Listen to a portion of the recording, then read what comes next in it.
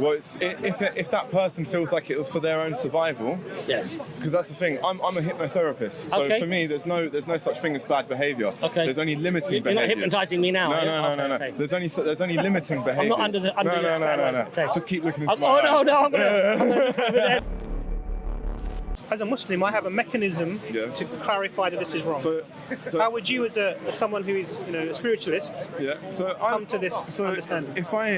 How would you tell the Chinese they're wrong? What justification would you give them? But can you see the need now, where if we want to have a well-defined moral code, God makes it that objective. we need we need an objective presence there. That's the opposite of anarchy. Right? Yeah. Okay. Would you accept that, Parky? Let's I'm taking Shahada. No.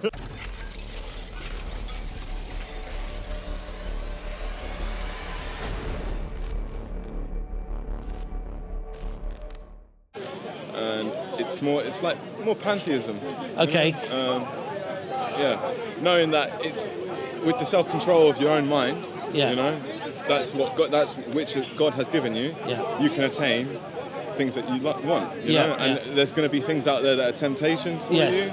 That will lead you down a bad path. Yes. But it's you as a human being to have that foresight to know where will this lead me. Yes. And that's what And when you say a part of God in all of us, do you mean that in a sense that where we would regard God as merciful and so we have mercy as well, so that in that sense, or would you say in a physical presence of God being in all of us? No. Okay, so in a much more like abstract way than that.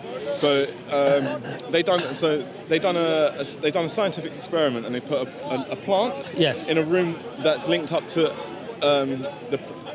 the light is linked up to a random number generator. So the light is going in random parts of the room. Okay. So when they put the plant in there, what they found was that the light was actually directing itself onto the plant. Right. So what does that tell us?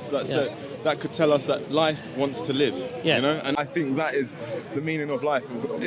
God wants us to live. So you feel that perhaps the plant was influencing the light, and it was sort of influencing it to shine on itself more. Then so I haven't actually seen that experiment. Have you seen that experiment at all? Okay. So in Islam, what we believe is that God is a separate entity from creation. Indeed, we have, let's say, glimpses of the... So that experiment was a glimpse to that. So we say glimpses of, let's say, the inherent qualities of God. So there's mercy in the world. We believe that God is all merciful. We believe that there's knowledge in the world, but our knowledge is limited. But we believe that God has all knowledge, perfect knowledge. So in that sense, I suppose we could have some common ground. Yeah, definitely. But in terms of controlling our own destiny per se, we would say you have to do your very best to alter your circumstances, whatever those might be. So if you have no knowledge, the only way of attaining knowledge is that you don't just pray to God, you have to open a book, you have to go to a lecture, you have to, right? And then we believe that God opens that path of knowledge to you. So knowledge comes from God, but you have to still do your best in terms of trying to facilitate your own knowledge or understanding of that knowledge. I mean, would you disagree with that type of definition, or? Not necessarily. You're quite a relaxed guy, aren't you? You have to check me for a pulse sometimes. That's too relaxed, I'd say, if it's making you if it makes you feel like a complete and whole human being, and it leads you onto a good path, then you're not hurting anyone. Then why should I interfere with that? But do you believe that there is a right way and a wrong way, perhaps, to access God? Because you see, if we go by feelings, we know that people often do the most heinous crimes, and it makes them feel good doing those crimes. So, for example, a person who has done, let's say, massive insurance fraud, massive insurance fraud. Speaking from experience? No, I'm not actually. And he's sitting in the Bahamas, let's say. Yeah. And he says, well, I didn't really hurt anyone. Yeah. Maybe I nicked a pound off every person who was insured. Yeah. But hey, look, I've had a fantastic life. I'm enjoying it. Has God got time for that type of subjective morality? No, but my point to you was... No, but does God have time for that? Because we do. Yeah. We can ponder that, but does God? No. I don't think he does. But the point here is this. That person is led by something that makes them feel good. Yeah. Would you have a yardstick to measure whether in fact that thing that person was doing was indeed good or bad? Well, if that person feels like it was for their own survival, yes, because that's the thing. I'm a hypnotherapist, so for me there's no such thing as bad behaviour. Okay. There's only limiting behaviour. You're not hypnotising me now. No. Okay. There's only limiting behaviour. I'm not under the No. Okay. Just keep looking into my eyes. I'm gonna over there now. Yeah, look at my eyes. Look at my eyes. No, but so there's only such thing as limiting behaviour. So for me, I would want to find my client, what would they think of what do they have as their limiting behaviour? So up until that time, they're still alive. They've survived with that limiting behaviour. Yes. So it's not necessarily a bad thing. It's successful because it's kept them alive to that point. Yes. And the only thing is that what triggered that behaviour was something, their level of understanding when the first incident happened. The age. So let's say let's say I get bitten by dogs. Let's say I get bitten by a dog when I'm like 6 years old. Yeah, I'm going to be scared of dogs for the rest of my life. But it's not really all dogs. I'm scared of one dog that's given me a bad experience. So my level of understanding and behaviour stays at the age of a 6-year-old. So when I go, it's because I'm acting like a 6-year-old. So these people that have those behaviours that you deem as like immoral, they see themselves as them doing the right thing. So it's all very subjective, and that's what I'm saying is, does God have time for our subjective morality? The way you approach that question is important, I think. So I think when you're approaching that question, you need to take a few steps back. Okay. So first of all, we need to have at least an agreement or an idea of what each other thinks about what God is. Yes. And because we fundamentally differ on that, we're coming out with different answers at the end of the equation. Yes. Now, I think in my view, I think this is a problematic approach. I think that the idea first is because you're talking about God as if this is at least a conscious being that can make judgments, because you're talking about does God care about? Well, no, has he got time for it? Yeah, absolutely. So that's the same. So you're sort of talking about an entity and you're asking whether or not this entity has time for our moral dilemmas, right? Yeah. Now, that presupposes there is an entity, but the way you described earlier, you sort of said, you said the pantheistic idea that God is somehow eminent within everything within the creation. Yeah. So the question that comes to my mind is are you saying that God is some intrinsic, fundamental, I won't say particle because we're talking spiritually, but some sort of presence within everything? Yes. It's a very hard one because I don't want to. It's a hard one because. I'll tell you why I asked. I'm not trying to set you up or anything. But so the reason that I'm asking the question is, if you think that God is this thing that's sort of in everything. Yeah. Be that and you mentioned the plant. So whether that be an inanimate like a rock or a plant or a tree or human beings or sentient things. Yeah. Then the question comes: is it more concentrated in you? Or is it, you've heard of the...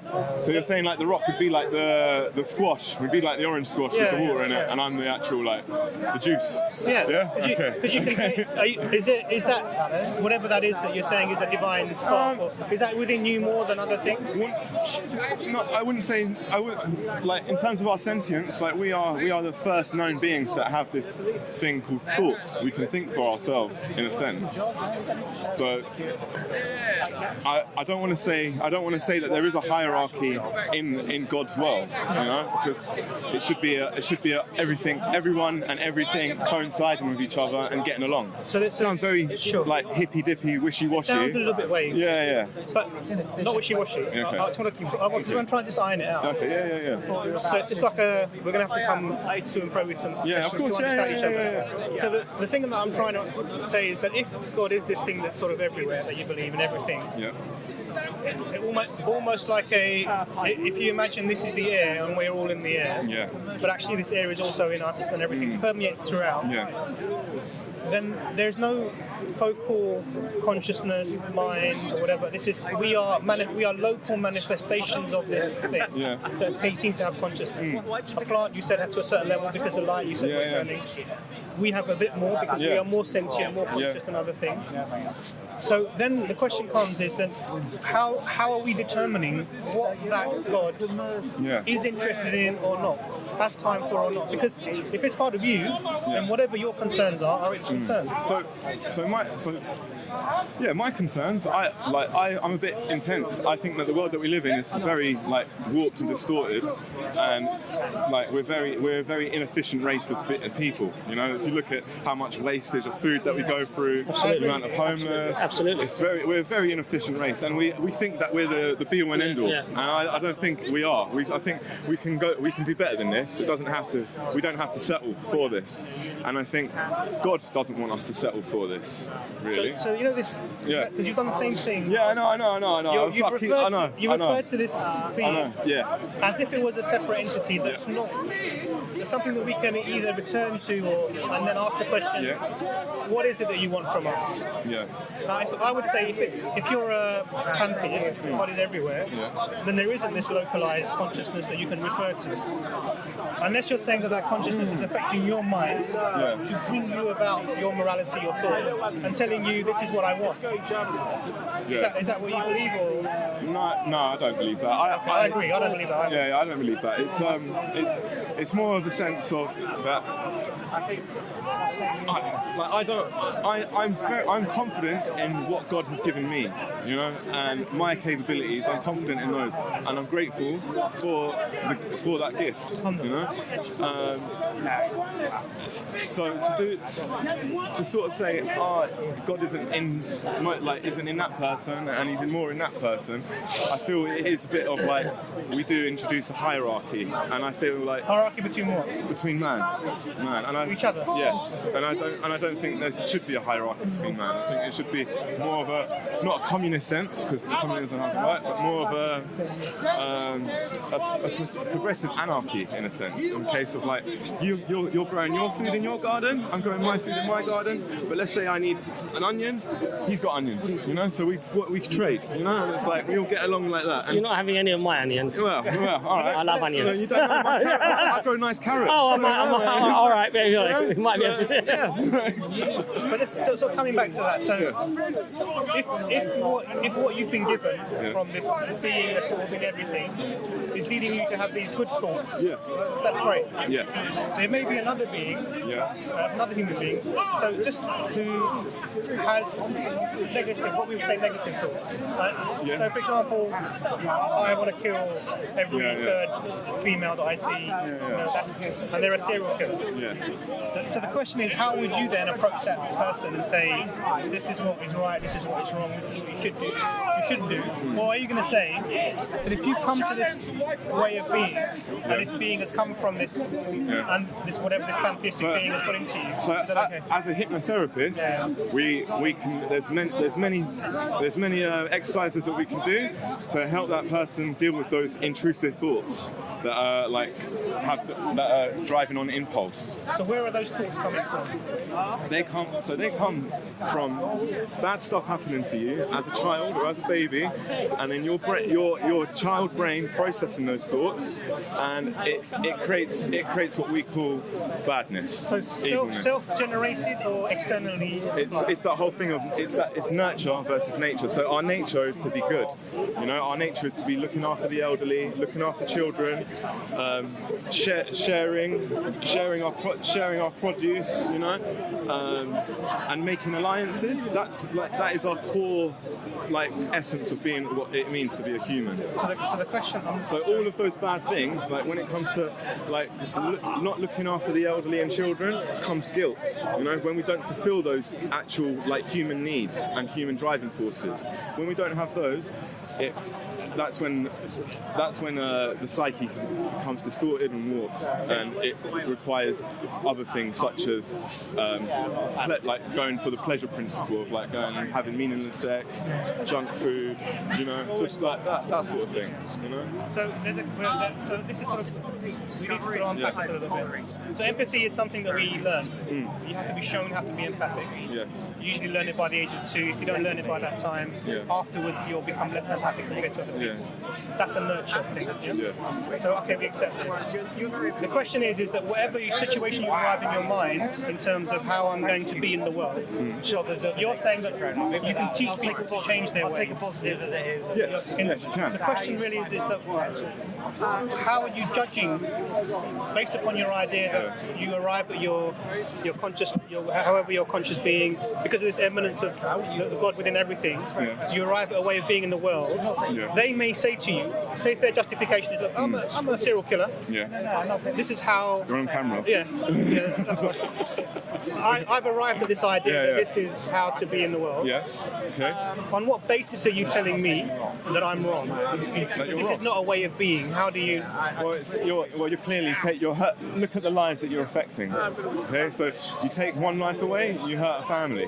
You know, you're taking away you kill someone's father, taking away not only, you know, you're taking away the provider. What if it's a homeless guy on the street? Well, if it's a homeless guy on the street, that person still matters. That's still someone's son. That's still someone's child. So that person still means something to someone, you know. And you got that person, the murderer. There's a chemical imbalance there, you know. There's something really highly distorted going on there. It's not a case of this person has been through something bad. It might be something bad happened to this person, and it's created a domino effect of badness to happen. Like me, I've had some pretty bad things happen to me, but I'm not a victim of my situation. I'm a hero of it, you know.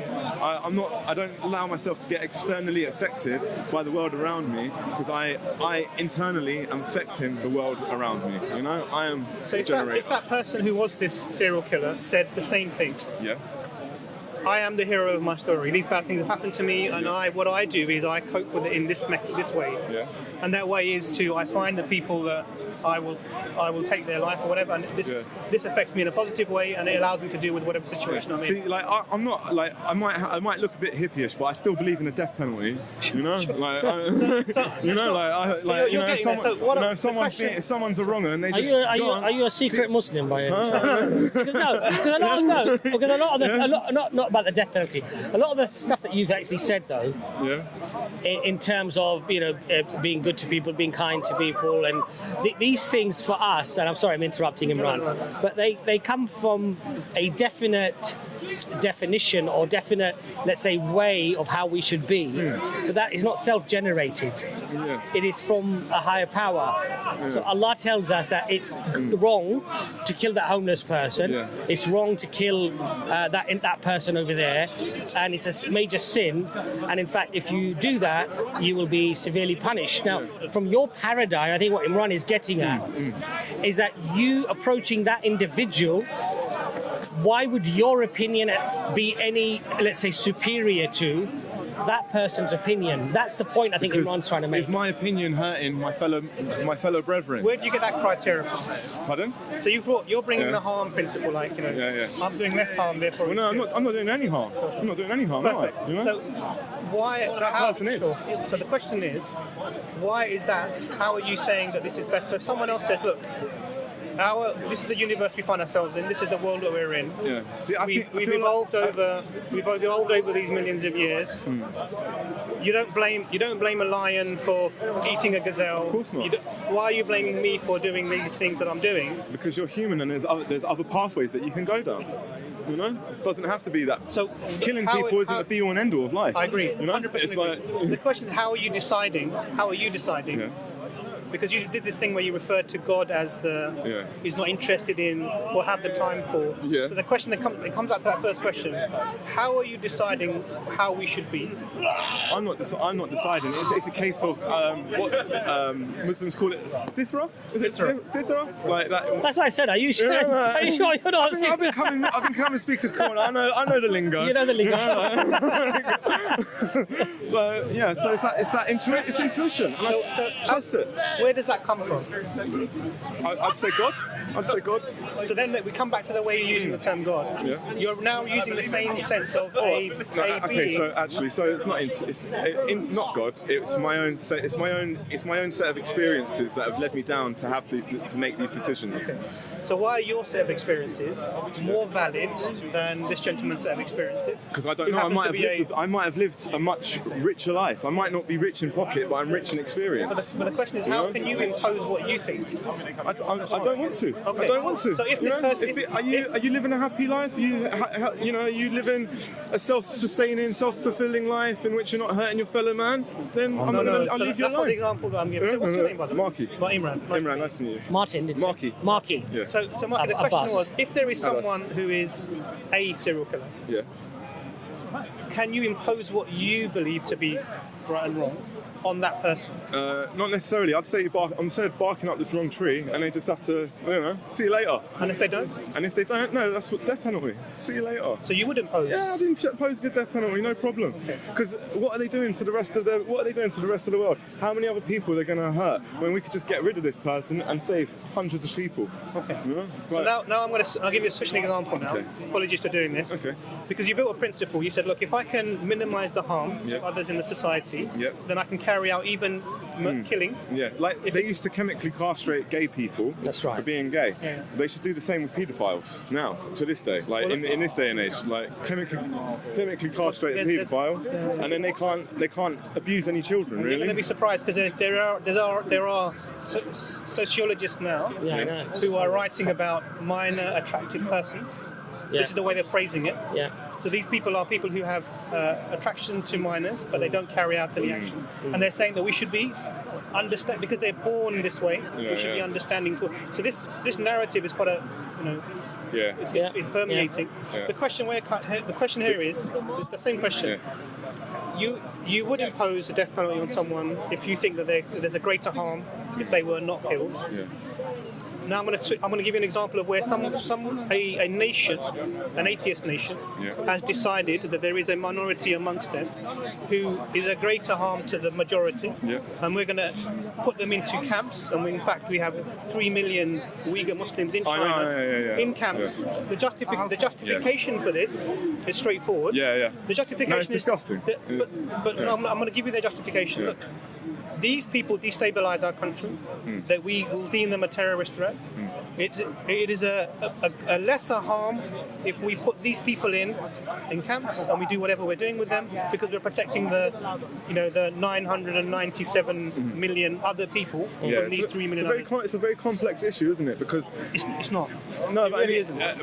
When it comes to the Chinese government, like how authoritarian they have been with their people, like they think they're a communist country. It's not. It's a dictatorship. They're not allowed to vote their people. They're not allowed to vote their leaders in. It's really distorted. Their education.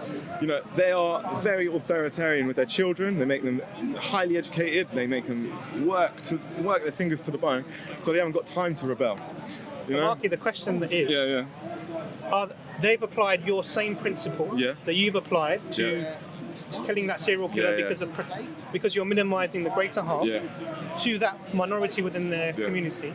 The question I'm asking you then is that justified? No, it's not justified. Okay, why is there a disagreement? Because they've used what your principle is, but they've applied it on a national scale. Yeah, okay. So the reason why they're getting away with it is because they are the superpower that they are. And that's really it. Like the Western world is we are the Chinese dogs. Like they see us as like nothing really now. So that's how elevated they've got. Mao said it like 60, 70 years ago. Like stick with us, but you're going to have a shit life. Your kids are going to have a shit life, but your grandkids, they're going to be all right. And look at them now, you know. So it's worked in their favour, but only for the Chinese, and they haven't taken in the encompassing people of China. You know. So you're absolutely right. I agree with everything you said, but the question still remains. Yeah. How would you?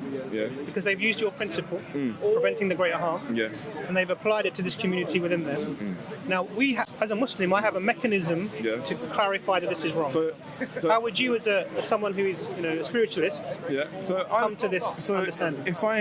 How would you tell the Chinese they're wrong? What justification would you give them? Well, clearly look at the lives that they're affecting. They're saying, look, we've got 3 million people in camp. Yeah. We're protecting 997 million people from the effects of these people. Yeah. The greater good is these people stay in the camps. Yeah. How are you going to tell them that this is wrong? Because it's wrong, right? Yeah, it's definitely wrong. So what's your justification? Other than the harm principle which you've applied. Yeah. Okay. So the future implications that it leads to for the children that it's gonna how those Uyghur children are gonna grow up and have a resentment towards the Chinese people. How the Muslim community are gonna have a stance against Chinese people around the world. It's gonna cause so many problems for. It's going to cause a lot of problems for Chinese people because the Muslim people won't be having that, you know. And I see it in my little sister in school. She's saying that her Chinese friends are getting bullied by Muslim people because that's wrong. Yeah, I know it is wrong, but it's that whole thing of do unto others as you do unto yourself. So you see how the Chinese government are treating, but it's the Chinese government, so it's much more like the Chinese people aren't like that. Would you like a drink, coffee or tea? I've got a water, thank you. I'll have a tea as well. I don't drink caffeine. Oh, Market brother, I think what it is, what Imran is saying is, 1 or 2. So say you, for example, go to China, and the people say, oh, Brother Marquis has come all the way from the UK. Let's listen to him as to why we need to change our ways. Yes? Yeah. And you come up with all of these reasons, yes? And they basically say, no, but using your principle, Marquis, this is for the greater good, and that's why we've locked them up. How would they be able to explain that it is for the greater good? I'll explain to you. Yeah. This is the Chinese government speaking now. Look, we have 1 billion population. Yeah. We need to maintain our culture. We need to maintain our law and order. We need to have any threat that might be a threat to the stability of the greater society. We need to curb that. We have these separatist groups who, some of whom have carried out attacks. Yeah. And this, we believe, stems from their ideology. They call it Religion X, Islam. Yeah. What we need to do then is to protect the 997 million people. We need to curb these people's individual rights, just like we would put the serial killer in prison, or we would. So the children, we're going to take them away because this is a safeguarding issue. They are indoctrinating their children to become like them. So we're going to put them into orphanages where we can teach them Han Chinese standards, Han Chinese language, so they become productive members of our society. Anyone who's in a religious authority, they're going to have death. We're going to put them to death because they are teaching this ideology. We need to remove them from their specific ethnic bias, which leads to their religion. So we're going to make sure that we restrict them to culture. We're going to take away their culture. We're going to mix their race with our Han Chinese race. So we're going to make sure we're going to force the women to marry Han Chinese people. We're going to any men who are in prison, we're going to put a soldier into their home so that he lives with them, and hopefully they will. And we're going to do this now. This limited harm, they would say limited harm, is going to lead to a greater good. Now the question for me as a Muslim, I have a moral standard of morality that is outside of human society that I can refer to. Because Allah says many things that will allow me to say that this is wrong, and we can come to those in a second. The question is, if you're just applying the harm principle or utilitarianism, which is minimizing the harm to the greater number of people is better than minimizing the harm to the... I don't think then that's still not a feasible option. It's still not a feasible option because instead, I don't know, the Chinese government could have welcomed the Uyghur people with open arms and said, let's share your culture with us. You know, it's a rich culture. So I never knew about Uyghurs before this whole incident happened. It's a really interesting set of peoples. Yeah. Marky, would it be fair? Sorry, yeah. Would it be fair that you would have no other mechanism other than your subjective opinions about it being right or wrong? Is that a fair statement that I've just made there? Yeah, probably. Yes. Probably. So this is where. This is where the guidance of God is so necessary, because what you've just demonstrated now is that without that guidance, it is purely a subjective conclusion that another individual can reach a completely opposite conclusion based upon their subjective reasoning, their nurture and their nature, right? And you have no mechanism to be able to say that as a matter of fact what you're doing is immoral and wrong. But when you put God into the equation, it's only then you can say, it's not my opinion, it's not what I think. Allah has told me that if you take the life of one innocent soul, it's as if you've taken the life of all of humanity, right? As if you've killed all of humanity. So don't do it. Okay? Now that's a matter of fact, that's a statement of fact that I'm making, based upon, of course, my acceptance of it coming from God, right? But can you see the need now, where if we want to have a well-defined moral code, God makes it that we need an objective presence there. That's the opposite of anarchy. Right? Yeah. Okay. Would you accept that, Marky? Let's taking shahada. No. But let's be fair. Let's underline things as we go along. It's fair, and I think you're a very fair person. I'll be honest with you. Nice conversation. This is your fitra talking, bro. Right? You know this is wrong. So now you accept that we need this component, right? Okay. So I'll let Imran come back into it now. So this kind of goes back to the first question about God being in everywhere, and when you talked about God as being an entity, if we talk about an objective morality, then that requires there to be an origin for this, and it can't be something that I bring from myself or you bring from yourself and claim that it is. Do you understand? It has to be outside of human experience. Okay, this requires there to be a conscious being that's outside of human experience that can communicate to us that this is what is right and this is what is wrong. Now, for Muslims, it's very straightforward. When you make a cake, are you in the cake?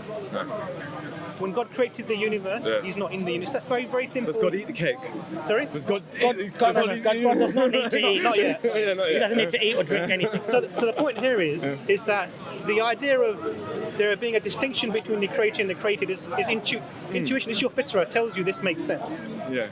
And it makes sense on many levels. It allows there to be an objective morality. It allows there to be a conduit, people who can come as conduits of the message for mankind. And if you look at history, separated by time, geography, culture, language, there have been people who come forward and said, God has communicated with me and He's communicated this message. And if you look at overall of these messages, there is an underlying theme. God is one, worship without partners. That's the basic theme. Now you can go into other cultures and look at this as well.